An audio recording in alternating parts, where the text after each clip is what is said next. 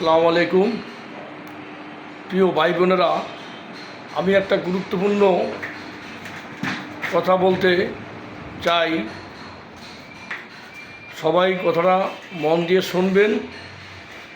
আমরা ইদানিং দেখতে পাচ্ছি ৭১ যারা স্বাধীনতা বিরোধী ছিল তারা বিভিন্ন ষড়যন্ত্রে লিপ্ত।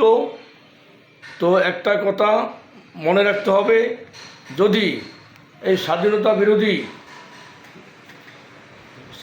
বিরোধী যারা চক্র এরা যদি রাষ্ট্রের ক্ষমতা যায়, তাহলে দেশের স্বাধীনতা অক্ষুণ্ণ রাখা আমাদের জন্য অনেক কষ্টসাধ্য হবে। সবাই সজাগ থাকবেন। এই স্বাধীনতা বিরোধী যারা আছে তারা যেন মাথাচাড়া দিয়ে করতে না পারে। সবাইকে ধন্যবাদ। আসসালামু আলাইকুম।